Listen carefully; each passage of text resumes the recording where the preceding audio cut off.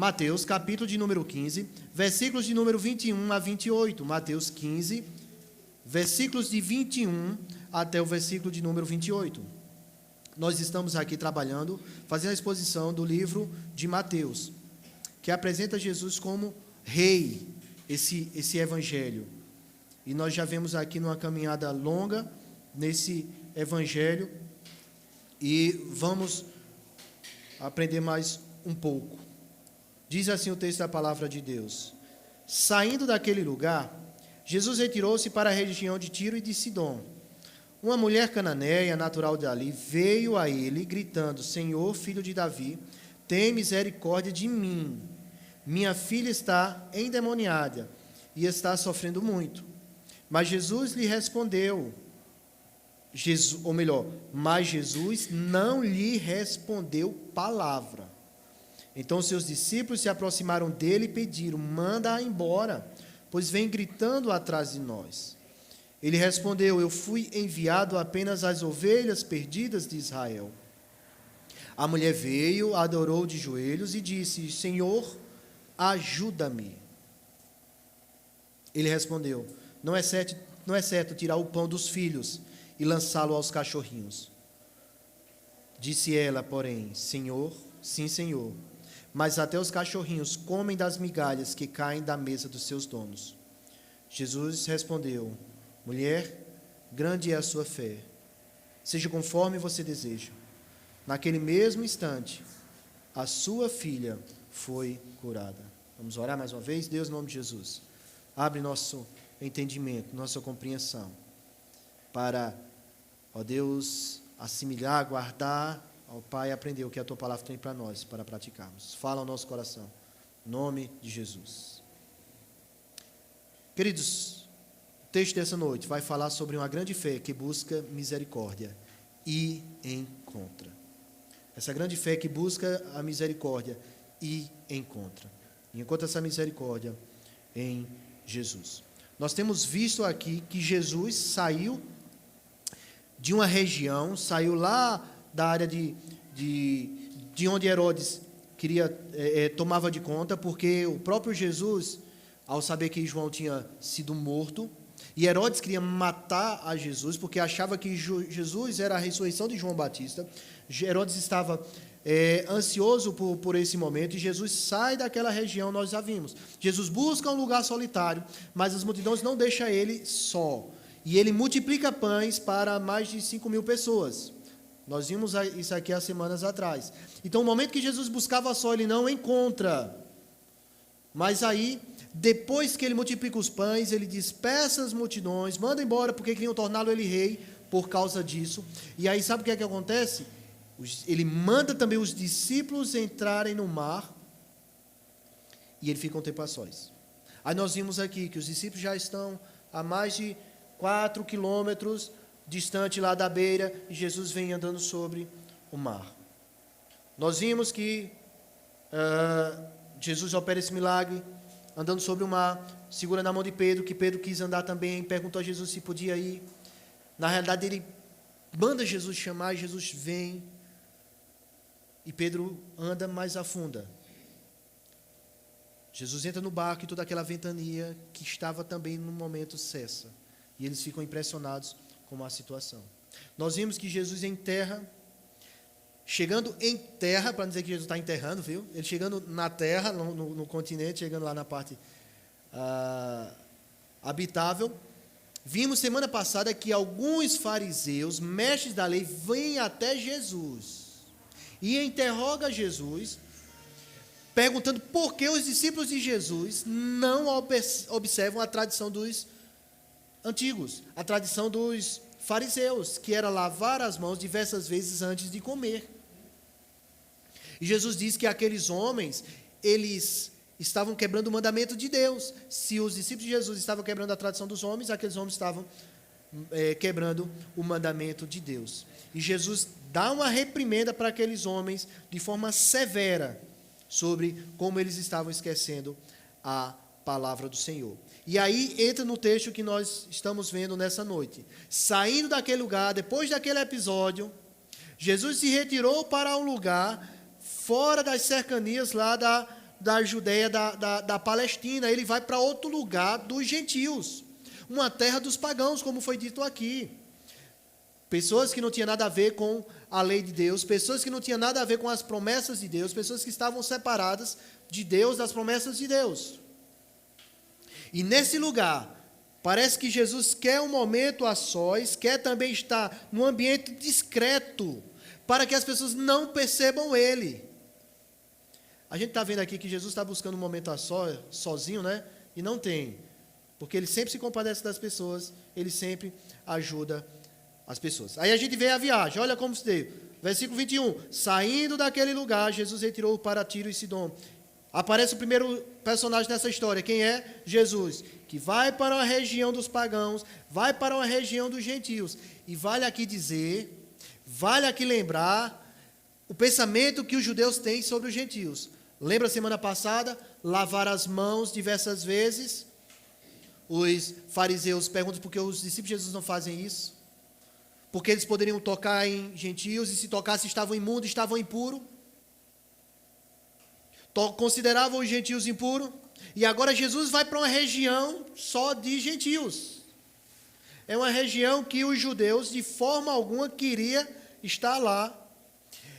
E detalhe, ele vai para a região de Tiro e Sidom, que é um lugar historicamente de inimigos do povo de Israel. É possível que nessa época, se alguém falasse de ir para essa região, um judeu entortasse a cara, ficasse emburrado com raiva, porque não queria saber daquele povo. E Jesus vai para aquela região pagã, aquela região de gentios. Marcos dá uma descrição bem detalhada. Marcos 7, 24, no evangelista Marcos fala, Jesus saiu daquele lugar, ele contando a mesma história, e foi para os arredores de Tiro e Sidom, e entrou numa casa e não queria que ninguém soubesse. Jesus queria ficar lá anônimo, de forma discreta, que as pessoas não alvoroçassem. Ele estava numa região pagã, não numa região lá do povo judeu. Só que Marcos diz que não conseguiu manter em segredo a sua presença. Logo a história, que Jesus estava lá, logo a notícia se espalhou. E as pessoas... E uma pessoa, em especial, soube que Jesus estava lá. Agora nós vamos ver, irmãos, uma segunda pessoa que aparece na história, que é uma mulher, que ela vem com uma grande dor. Olha o que é que diz o versículo de número 22. Uma mulher cananeia, natural dali, veio gritando, veio até Jesus, veio a ele gritando, Senhor, filho de Davi, tem misericórdia de mim, minha filha está endemoniada e está sofrendo muito. Vem uma mulher com uma grande dor. Essa mulher está em um grande desespero, vem trazendo. Uma mulher cananeia, uma mulher da região, se apresenta para Jesus. Marco diz que ela era chamada Ciro-fenícia, da região lá de Ciro.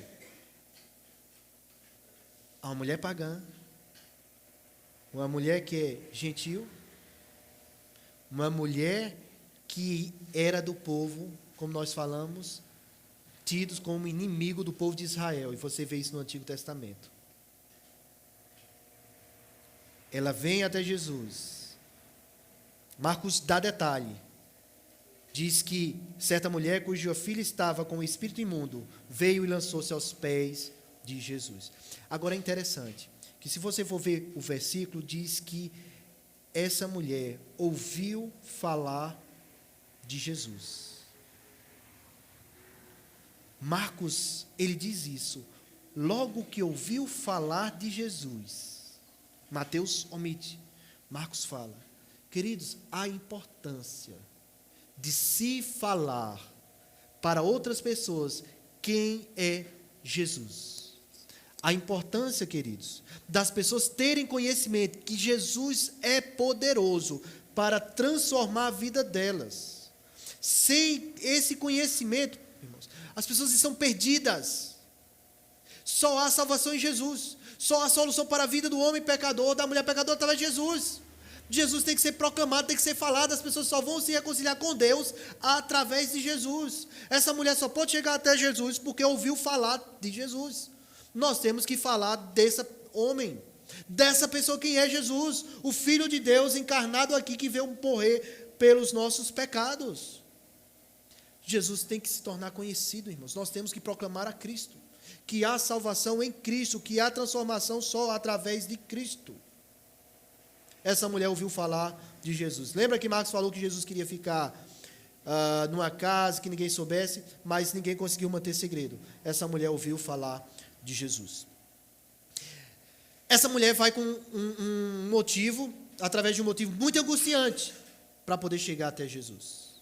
Nós já vimos, ela está com a filha endemoniada e sofrendo bastante.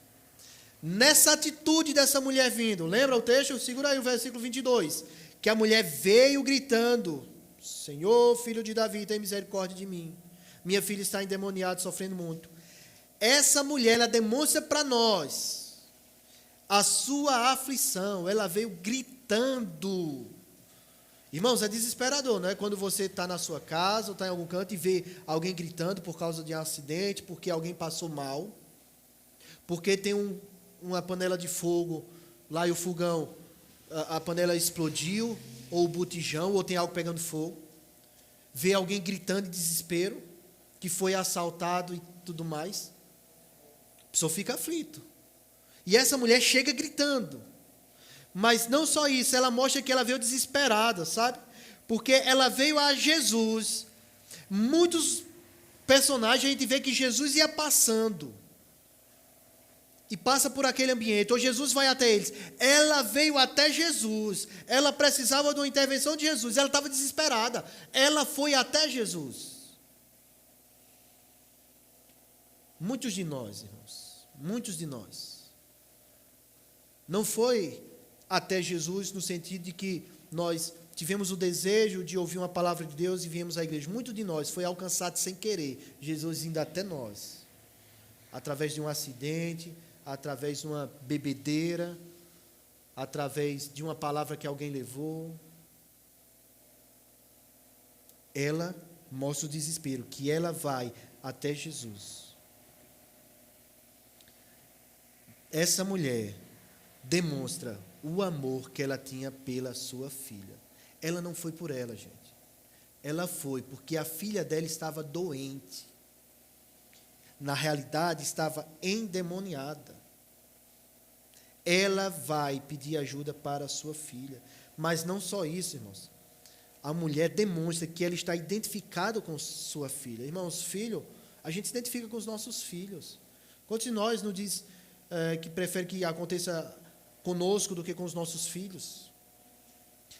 Ela, quando chega para Jesus, ela diz: tem misericórdia de mim. Ela não diz: tem misericórdia da minha filha, porque seria normal, né? Senhor, acode minha filha, vem me acudir, Senhor, acude minha filha, salva minha filha, cura minha filha. Ela diz: Senhor, tem misericórdia de mim. Ela se identifica, a dor da filha dela é a dor dela. Queridos, e nós como igreja também, nós devemos ter essa dor na hora de orar pelo perdido, pelo irmão. É uma oração intercessória, intercedendo pelo outro, como se a dor fosse nossa também. Não só para aqueles que são nossos, mas pelo outro também, apresentando a Deus. O sacerdote carregava no seu peito, o sumo sacerdote, um peitoral, era chamado um colete, onde tinha 12 pedras preciosas. Cada pedra representava uma das tribos, para dizer que ele apresentava a Deus, ele representava aquelas tribos, e ia apresentar elas perante Deus. Ele se identificava com o povo que iria interceder. Nós precisamos também, queridos, na nossa oração também se identificar, chorar pelos perdidos, chorar por outras pessoas, nossa oração pelos irmãos uns pelos outros. Mas não somente isso, ela viu a aflição, o desespero, se ela demonstra para nós o amor que tinha pela filha, que se identificava pela filha, sabe que ela demonstra que a filha dela tinha um problema muito grave. Irmãos, eu não sei, na realidade não tem, em farmácia, nenhum remédio que cure endemoniado.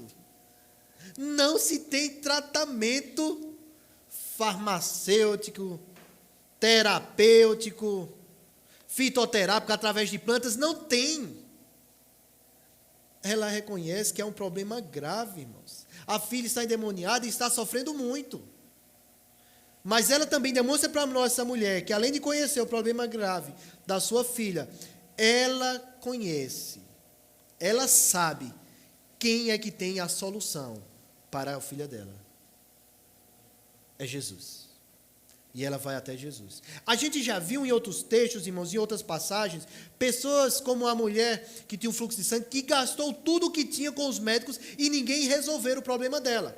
A gente vê um homem que tinha 38 anos, há 38 anos de idade, estava lá no tanque de Betesda, e ele esperava um milagre, e nem ele conseguia entrar no tanque, porque havia uma crença de que um anjo descia, tocava nas águas, e a primeira pessoa, só a primeira pessoa que mergulhasse nas águas seria curada de qualquer enfermidade que tivesse. Esse homem estava há 38 anos lá, esperando esse momento, e ele disse que ele não conseguia pular, não tinha ninguém que jogava ele na água, e quando ele tentava pular, o outro caía antes dele.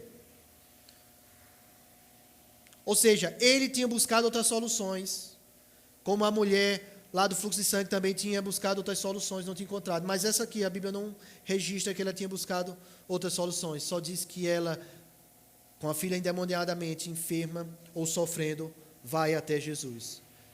Essa mulher demonstra quem poderia solucionar o problema dela. É Jesus. E ela foi até aquele que poderia solucionar o seu grande problema, a sua grande dor. O que é que acontece, queridos?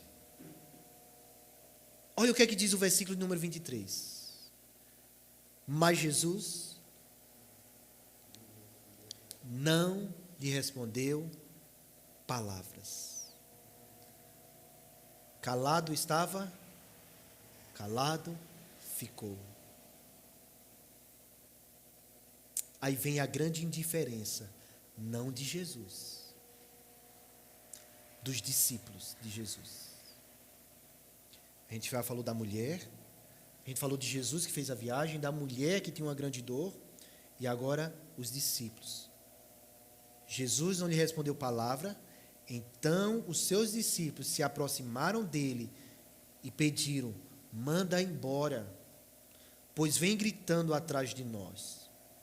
Irmãos, o pai estava fazendo um escândalo, alvoroço, aquela mulher gritando atrás de Jesus. E o que é que os discípulos fazem para ajudar? Eles são indiferentes à dor e ao desespero da mulher. Senhor, manda ela embora. Eles não demonstram compaixão. Eles não demonstram menor amor para com ela. Eles não demonstram empatia. Irmão, sabe o que é empatia? A gente fala muito de antipatia. Ou seja, você ser contra alguém. A gente fala que, como a gente diz, os santos não se bateram, você não vai com alguém. A empatia é você poder sentir o que o outro sente. Ver com os olhos do outro, de tal forma que você se compadece do outro. Ah, o cara passa por essa dificuldade, eu entendo ele, que ele passou essa dificuldade, por isso eu vou ajudá-lo. Por isso eu entendo o que ele sofre. Isso é empatia, sabe? Coisa que Jesus via o sofrimento e sentia pelas pessoas. Os discípulos não sentiram. E quantos de nós, irmãos? E quantos de nós, a começar de mim, nós, por vezes, não demonstramos essa empatia, não demonstramos compaixão?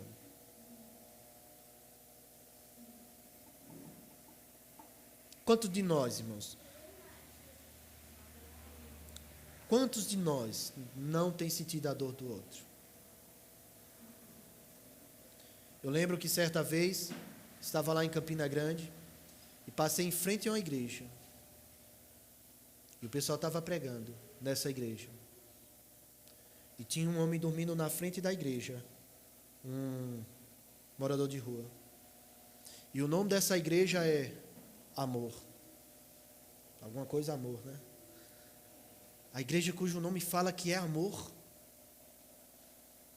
E a pessoa estava dormindo na frente. Mas eu não estou dizendo só dessa igreja, eu estou dizendo que nós, todos como cristãos, temos esquecido e não sentido a dor daqueles que sofrem. Os discípulos já tinham demonstrado isso. Você lembra aqui, foi falado sobre a multiplicação dos pães? Quando os discípulos querem mandar a multidão embora, para que eles possam comprar comida. E Jesus disse, não. Quantas vezes nós não somos assim? Sem se importar com a dor do próximo, sem sentir compaixão, tratando o outro com total indiferença. Quantos de nós não agimos assim? Isso me faz lembrar, irmãos, de uma parábola que Jesus conta. Lucas capítulo 10, versículo 25 a 32, de certa ocasião, um perito da lei, um mestre da lei, levantou-se para pôr Jesus à prova e lhe perguntou, mestre, o que preciso fazer para herdar a vida eterna? O que está escrito na lei? Respondeu Jesus. Como você lê a lei?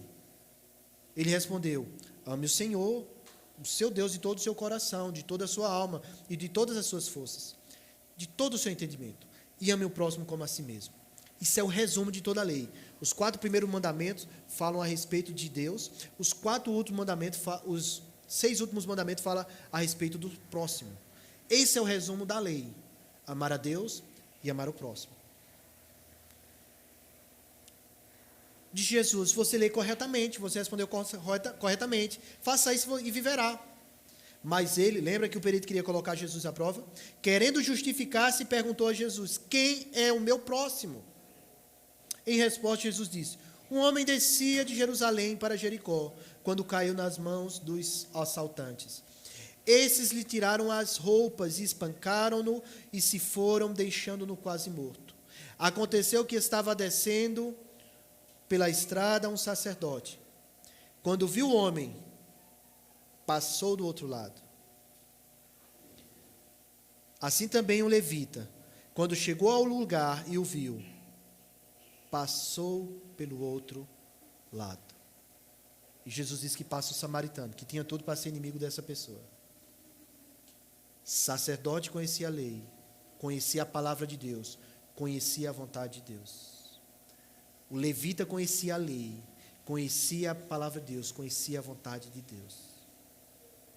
E foram indiferentes. Quantos de nós não temos agido igual aos discípulos, sendo indiferentes? Os discípulos têm agido com grande indiferença. Mas aí, queridos, entra em cena Jesus. Olha o que ele falou, ele ficou calado no primeiro momento, foi isso? Versículo 23, mas Jesus não lhe respondeu palavra. Jesus vai mostrar a sua grande missão. Se a gente viu a grande dor, viu a grande indiferença, agora a gente vai ver a grande missão de Jesus. Versículo 24, ele respondeu, eu fui enviado apenas às ovelhas perdidas da casa de Israel. Se os discípulos incomodam Jesus para que ele dispense aquela mulher, Jesus diz que ele tem uma missão. E a missão dele é proclamar o reino de Deus, o evangelho para o povo de Israel. Irmãos, Jesus relata qual é o seu principal, ou o seu propósito, é ser obediente a Deus. É andar nos caminhos de Deus, obedecendo a tudo, na missão de salvar o Israel perdido.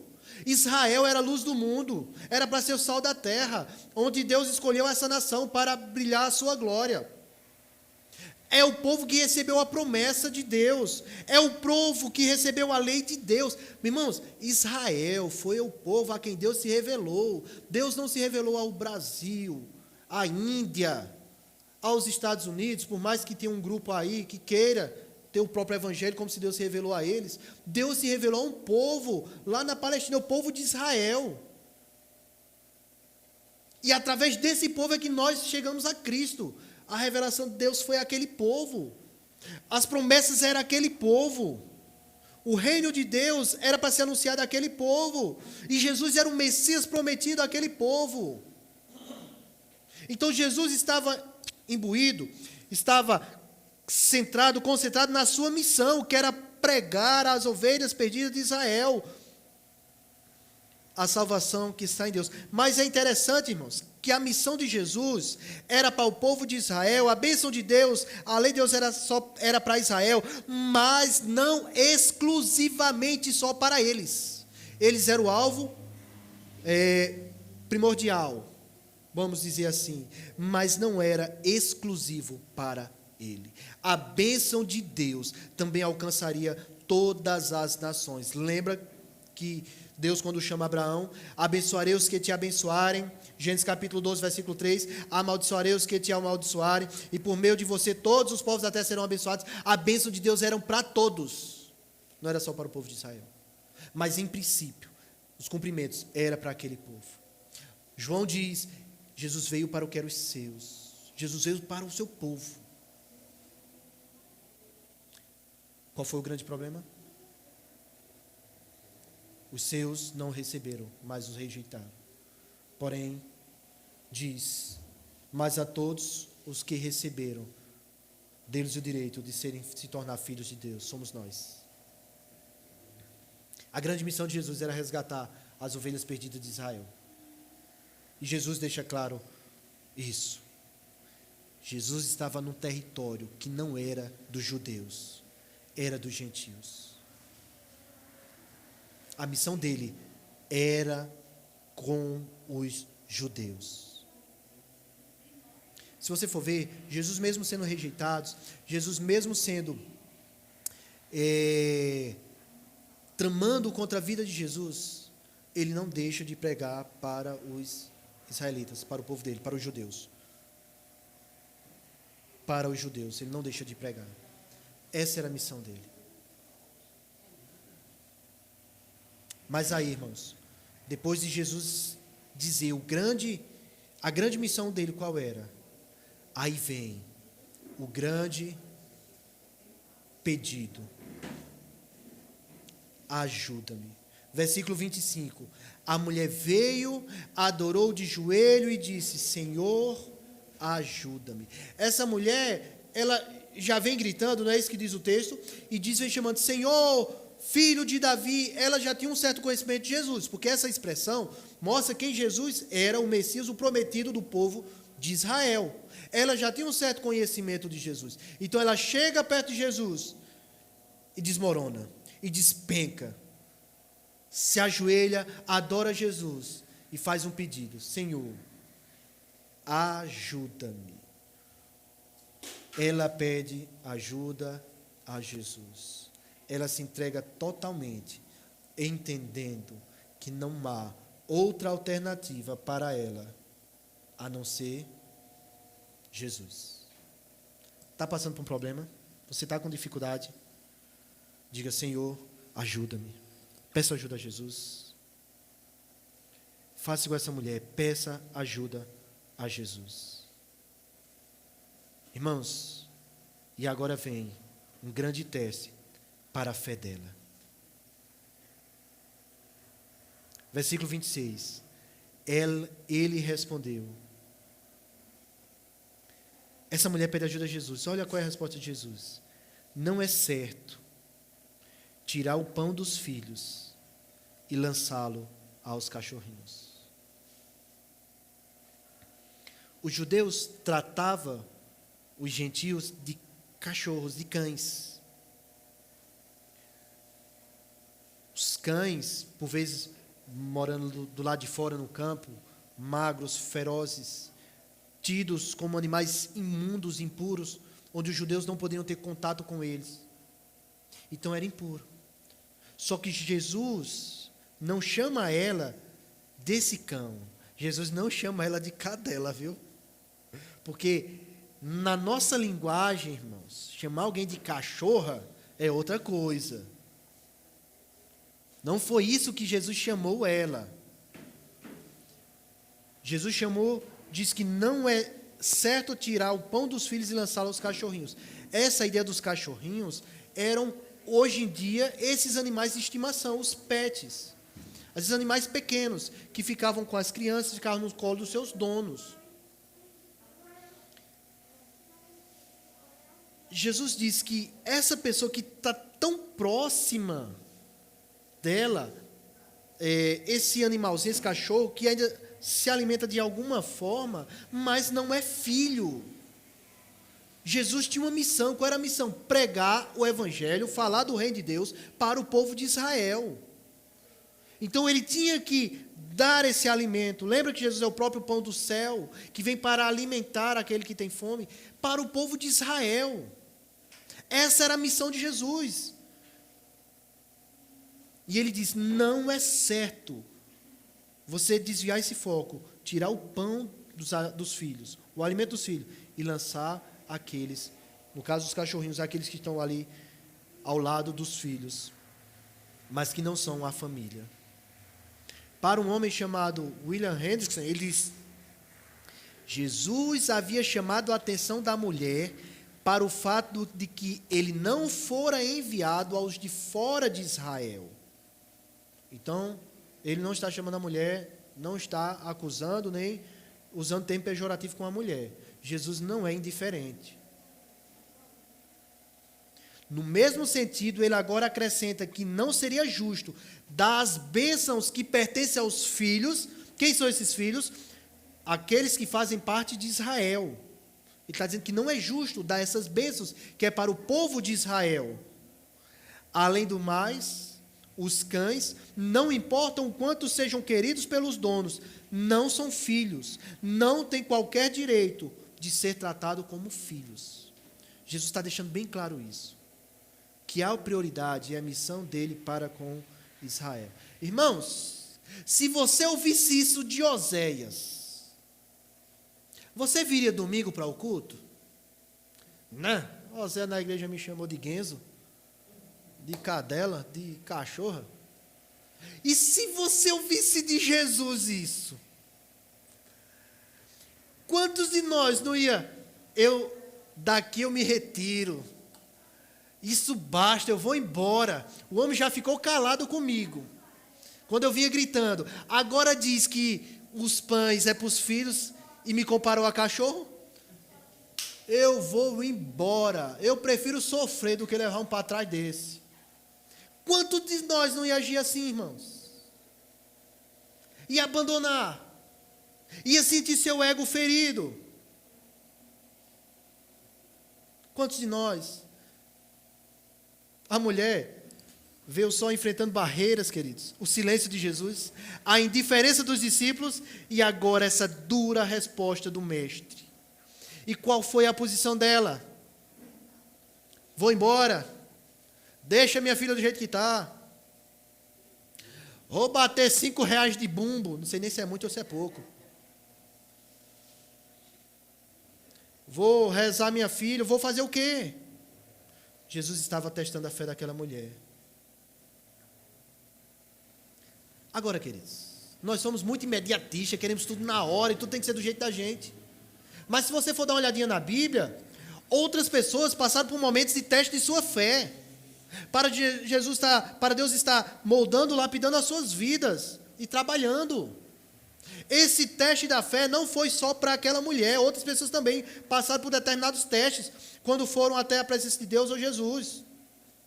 Por vezes vemos homens de Deus que também tiveram grandes testes da sua fé.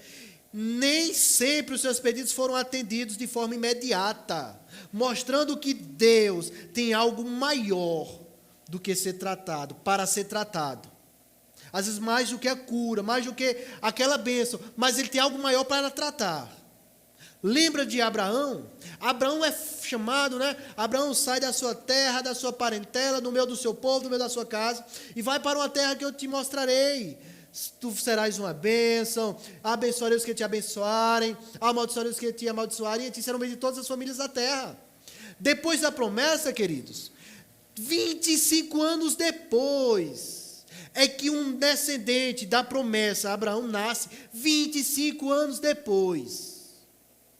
Você esperaria 25 anos? Ou já estaria resmungando? Como é que é a nossa postura? 25 anos depois, Deus cumpre a promessa. E sabe o que é que Deus fala agora para Abraão? Abraão, vai até um dos montes Moriá que eu vou te mostrar e oferece o teu filho a sacrifício. Deus dá a bênção, o filho prometido 25 anos depois do que prometeu. E agora Deus pede de volta. Foi um teste ou não, irmãos? Forte, grande. Demais para a fé de Abraão. Lembra de Jairo? O chefe da sinagoga, né? Ele vai às pressas a Jesus. Jesus, vem socorrer minha filha que está doente. E quando a gente lê o texto, dá a impressão que Jairo sai meio assim correndo, né? Querendo que Jesus corra, mas parece que a multidão está grande, o negócio está meio lento. E dá a entender que Jairo quer correr e o negócio está devagar. E ainda vem uma mulher, toca em Jesus. Jesus para e diz, quem foi que me tocou? E está uma multidão, e Jairo aperreado, minha filha vai morrer, homem. Vem. E Jesus para, quem foi que me tocou? Alguém fala com Jesus, mestre, a multidão te comprime aqui. E o Senhor diz, quem foi que me tocou? Jesus disse, alguém me tocou diferente. E dá para sentir a aflição de Jairo, irmãos, angustiado. Quando Jesus chega na casa de Jairo, o que é que acontece com a filha dele? Está morta. Você lembra também de Lázaro?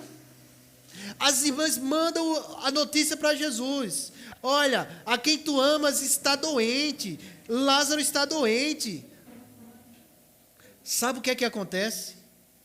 Jesus fica 2 dias lá, sem ir visitar Lázaro.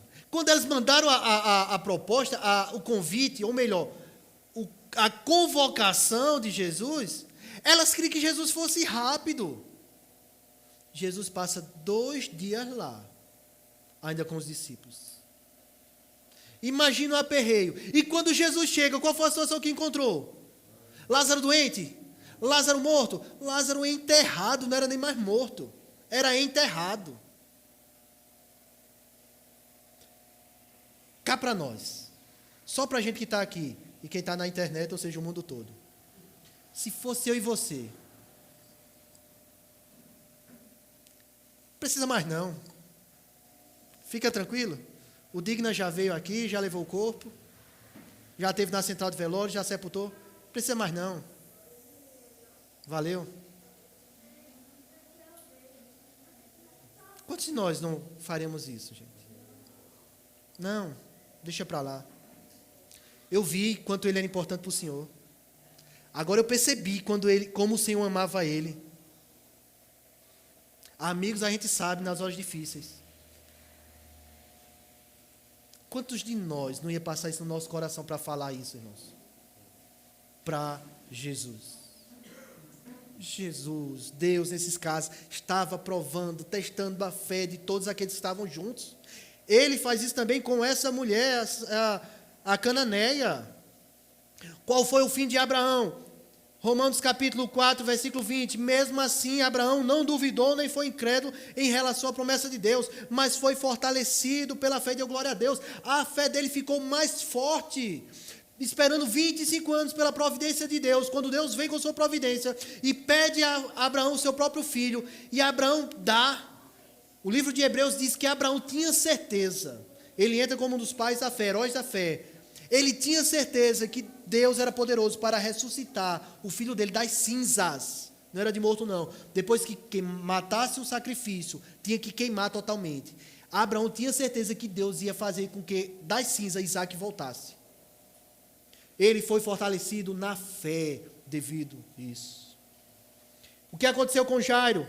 Marcos capítulo de número 5, versículo 36, Jesus disse ao dirigente da sinagoga, não tenha medo, somente creia. Ele viu a glória de Deus, ele não temeu, ele creu. Jesus foi lá e ressuscitou a filha de Jairo. O que aconteceu com Lázaro? João capítulo 11, versículo 15 diz, e para o bem de vocês. É interessante, com Lázaro, Jesus fala algo relacionado aos discípulos, não diretamente com as irmãs de Lázaro.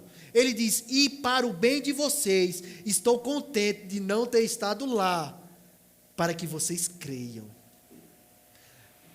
Jesus vem fazendo tudo aquilo para chegar lá e Lázaro já está enterrado, não apenas morto, mas para que os seus discípulos crescem nele, na glória dele. Qual é o teste da sua fé? Você está esperando quanto tempo? Você tem pedido socorro a Jesus há quanto tempo? Seu grande pedido, ajuda-me, faz quanto tempo? Qual é o grande teste que você tem passado, que eu tenho passado? Jesus falou isso com aquela mulher, colocou um grande teste naquela mulher, para a fé daquela mulher. E qual foi a resposta dela, irmãos? Versículo de número 27. Disse ela, porém, sim. Irmãos, ela não questionou Jesus dizer, não é certo tirar o pão dos filhos e lançá-lo aos cachorrinhos. Irmãos, a gente poderia dizer, né? Epa, vamos devagar. Eu sou uma pessoa de bem. Eu também sou filho de Deus, eu mereço. Eu preciso. Jesus, veja só. Todos são filhos de Deus. Ela poderia ter colocado mas.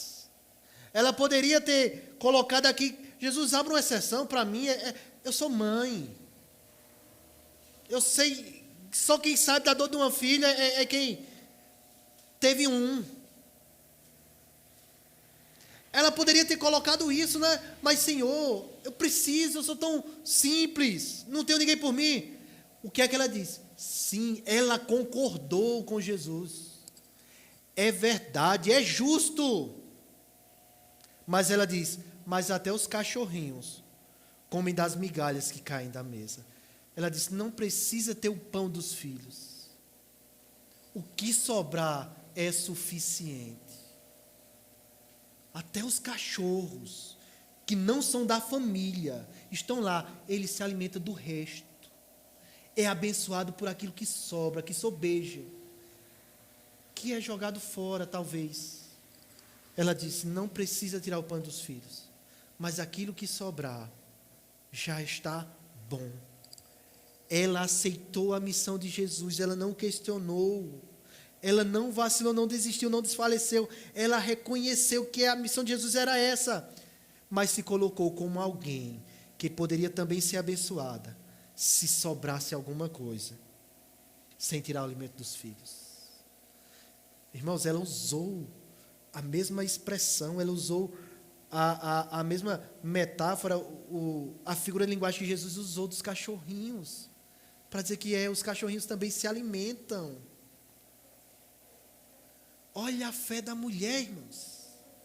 A grande fé dela foi colocada à posta e foi mostrado que era realmente grande essa fé. Tem gente que diz, minha fé é grande, eu tenho fé, minha fé é muito grande. Eu duvido. Eu acho que a minha fé é pequena. Se Jesus viu a grande fé dela, aí a gente vê o grande amor de Deus, o grande amor de Jesus e o seu grande poder. Irmãos, imagine alguém que ama bastante, mas não tem poder. Nós temos pessoas queridas, nós que estão passando por momentos difíceis, e nós amamos, mas não temos o poder de cuidar delas, de tratá-las, de dar o melhor tratamento ou de curá-las. Imagina você gosta tanto de uma pessoa, mas não pode fazer nada por ela. Imagina por outro lado, se você tem todo o poder do mundo, mas não tem amor. Imagina se Jesus pode, mas não ama. Então não vai fazer. Imagina se Jesus ama, mas não tem poder. Ele ama, mas não faz porque não pode. Mas aí nós vemos o grande poder de Jesus e o grande amor dele. Porque ele não deixou de obedecer ao Pai e não deixou de abençoar essa mulher. Versículo 28. Jesus respondeu, mulher, grande é a sua fé.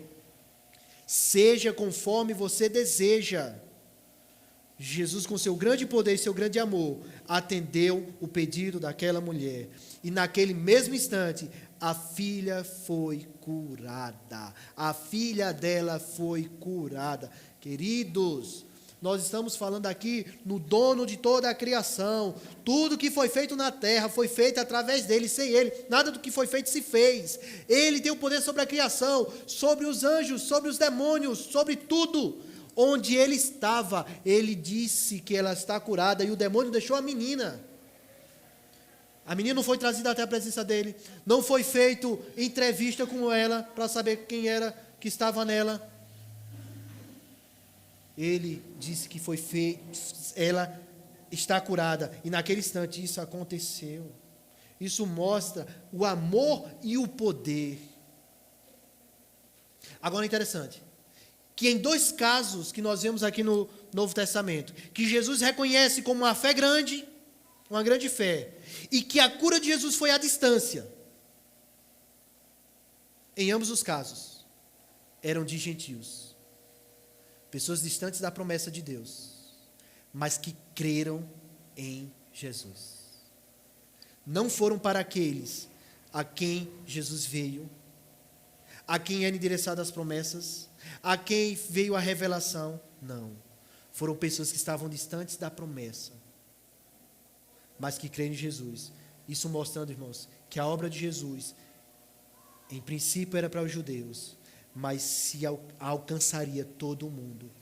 Quando ele morre e ressuscita e vai para os céus, ele diz o quê? Ide por todo o mundo e fazer discípulo de todas as nações. A glória dele era para se espalhar sobre toda a terra, como o profeta diz, que a glória de Deus se espalhará sobre toda a terra. Essa mulher cananeia, uma gentia, não sei nem se a palavra é essa, gentílica, e o centurião, que está lá em Mateus capítulo 8, versículo 5, que ele pediu para Jesus curar um servo dele. E quando Jesus faz menção de ir com ele, ele diz: Senhor, não precisa ir comigo, eu não sou digno. Basta uma palavra tua. Porque eu sou homem de autoridade e eu sou sujeito à autoridade. Se eu digo a um vai, ele vai. Se eu digo a um vem, ele vem.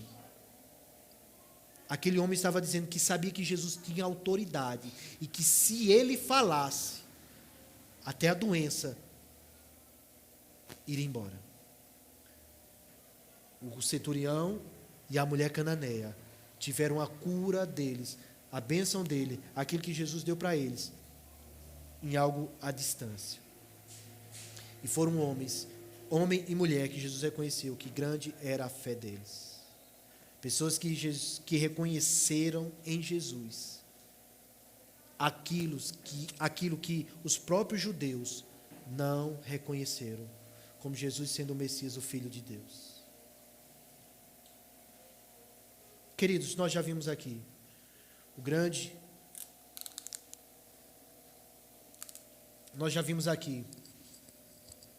pedido, a grande dor, a grande indiferença dos discípulos, a grande missão de Jesus. Nós vimos o grande pedido, ajuda-me. Nós vimos o grande teste da fé. Nós vimos a grande fé da mulher e nós vimos o grande amor de Jesus, o grande poder de Jesus. Depois de a gente ver tudo isso aqui, eu queria trazer 3 aplicações para a nossa vida. Diante dos problemas da vida que eu e você está enfrentando, devemos agir com fé em Jesus, apresentando a Ele a nossa situação e buscando a misericórdia dEle. Irmãos, eu digo sempre que às vezes a gente procura tudo, e no final de tudo a gente diz: não tem mais jeito, agora só quem? Deus. O que eu estou dizendo é: nós fazemos o contrário. Antes de procurarmos tudo, vamos colocar Deus em primeiro, esperando a misericórdia dEle, para Ele mostrar como tomarmos as decisões. Haja com fé em Jesus, buscando a misericórdia dEle. Mas dentro disso, tendo fé, confiança em Jesus, a segunda coisa que eu quero que você guarde e bote na sua vida, é que a nossa fé, essa fé, ela será, por vezes, provada, será testada. Cabe a nós perseverarmos e continuarmos crendo na intervenção divina. Irmãos, não é simples chegar aqui e dizer, Jesus vai responder, eu vou orar aqui e as coisas vão acontecer. Irmãos, eu tenho pelo menos 2 experiências de oração que foram instantâneas. Foram fast food, fast oração, né? Fast prayer, né? Foram rapidinhos. Uma delas foi, eu cheguei, estava numa situação que o departamento de missões precisava de um recurso para uma obra, e eu cheguei na igreja, na sede, me ajoelhei, orei. Quando terminei de orar, o pastor bateu no meu ombro, o pastor Bosco, disse, tem uma irmã que quer falar com o senhor. Ela veio, trouxe uma oferta que era acima daquilo que o departamento estava precisando. Foi oração rápida. Teve outra, foi lá na frente da casa de Íris, uma mulher passou mal, a gente orou na hora, a mulher voltou na hora. Foram orações rápidas. Nem sempre será assim.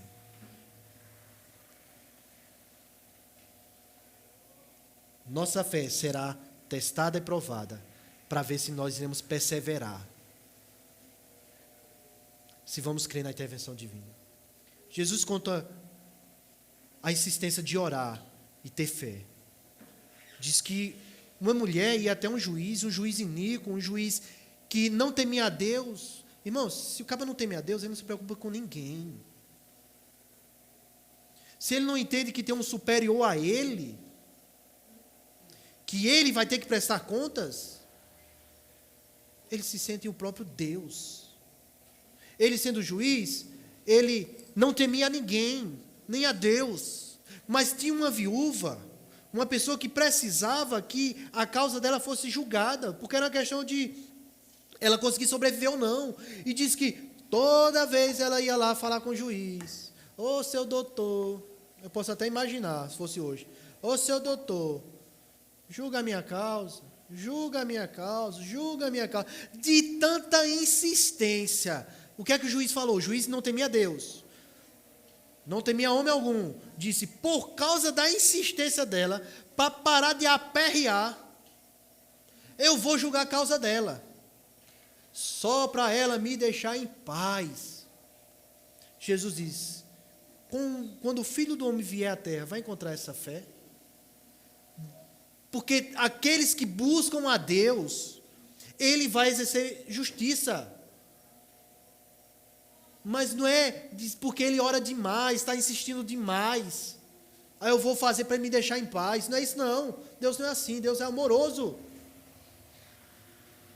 Mas Ele quer saber até onde está a minha e a sua perseverança, confiança nele. Essa fé encontrada na nossa vida, igual dessa viúva que persevera, persevera, persevera.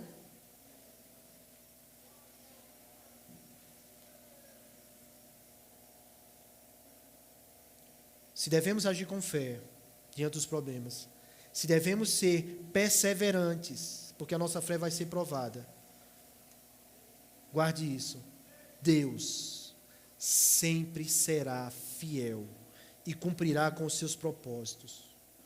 Por isso, devemos orar pedindo para que a sua vontade seja estabelecida na terra, seja estabelecida na nossa vida, como essa vontade é estabelecida nos céus. Irmãos, dizer aqui que Deus vai ser fiel, é que Ele vai cumprir com os seus propósitos e sua palavra. Não necessariamente que Ele vai dar aquilo que eu e você pede a Ele, mas que Ele vai ser fiel com a palavra dEle. E Ele vai continuar sendo Deus, amoroso, sendo justo.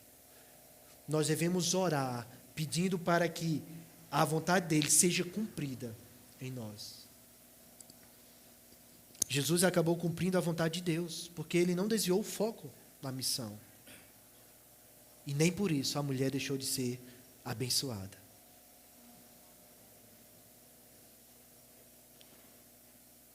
Precisamos confiar nesse Deus. Ele vai cumprir os seus propósitos.